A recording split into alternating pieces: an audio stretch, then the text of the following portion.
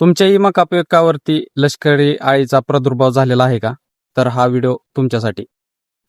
नमस्कार शेतकरी मित्रांनो, मी ऋषिकेश स्वागत करतो तुमचं कृषी विदुषी या युट्यूब चॅनलवरती. शेतकरी मित्रांनो, आता सध्या जे काय आहे तर ती मका पिकाची खूप साऱ्या प्रमाणामध्ये आपल्याकडे जी काय पेरणी आहे तर ती झालेली आहे आणि मका आपल्या एक 25 ते 30 दिवसाच्या आपल्याला या ठिकाणी झालेल्या पाहायला मिळतात.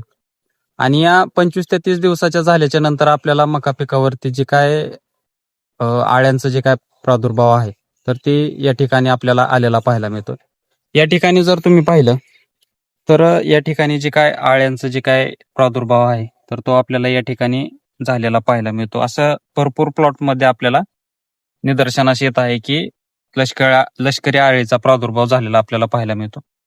याला कंट्रोल करणं आपल्याला त्या ठिकाणी खूप महत्त्वाचं असतं. याला जर कंट्रोल नाही केलं तर जो काय तुमचा पोगा आहे, मकाचा पोगा आहे, तर तो पूर्णपणे या ठिकाणी खराब झालेला आपल्याला पाहायला मिळतो. पूर्णपणे त्यांनी खाऊन टाकलेला आपल्याला त्या ठिकाणी पाहायला मिळतो. आणि जे काय नवीन पान येणार आहे तर ते त्या ठिकाणी नवीन पान आलेलं आपल्याला त्या ठिकाणी पाहायला मिळत नाही. त्यामुळे जे काय लष्करी आळे आहे तर तिचं कंट्रोल करणं आपल्याला त्या ठिकाणी खूप महत्त्वाचं असतं. याला कंट्रोल करत असताना तुम्हाला एक कॉम्बिनेशन सांगणार आहे की ते कॉम्बिनेशन वापरल्याच्या नंतर तुमची जी काय लष्करी आळे असेल किंवा याच्यावरती जी काय थोडेफार थ्रिप्स, मावा, तुडतडे हे काय येणार आहे तर त्याचंही त्या ठिकाणी कंट्रोल झालेलं आपल्याला पाहायला मिळेल. याच्यामध्ये कॉम्बिनेशन वापरत असताना इमेमॅक्टिन बेन्झोएट जे काय कंटेंट आहे तर ते आपल्याला या ठिकाणी वापरायचं आहे की त्याच्यामध्ये आपण फ्युजन वापरू शकतो की जे जुनं आपण जे काय फ्युजन आहे तर ते त्याच्यामध्ये वापरू शकतो. आणि त्याच्याबरोबर वापरत असताना जे काय नीम ऑइल आहे तर ते नीम ऑइल वापरायचं आहे की याचा असर जो काय आहे तर तो जास्त दिवस आपल्याला त्या ठिकाणी राहिलेला पाहायला मिळतो. मग हे वापरत असताना याचं प्रमाणही वापरणं खूप महत्वाचं असतं, कारण प्रमाण जर अचूक झालं तरच याचा जो काय चांगला रिझल्ट आहे तर तो आपल्याला त्याच्यामध्ये आलेला पाहायला मिळतो.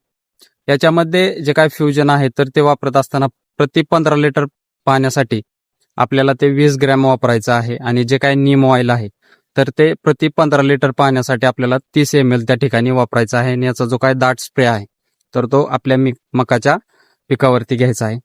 हा स्प्रे घेत असताना आपल्याला एक काळजी घ्यायची आहे की जे काय आपण द्रावण बनवलेलं आहे, औषध बनवलेलं आहे तर ती चांगल्या पद्धतीने आपलं पोग्यामध्ये गेलं पाहिजे, तरच याचा जो काय चांगला रिझल्ट आहे तर तो आपल्याला त्या ठिकाणी आलेला पाहायला मिळेल. शेतकरी मित्रांनो, हा व्हिडिओ तुम्हाला कसा वाटला हे कमेंटमध्ये नक्की सांगा. आणि जर व्हिडिओ आवडला असेल तर मका उत्पादक शेतकऱ्यांपर्यंत हा व्हिडिओ नक्की शेअर करा. धन्यवाद.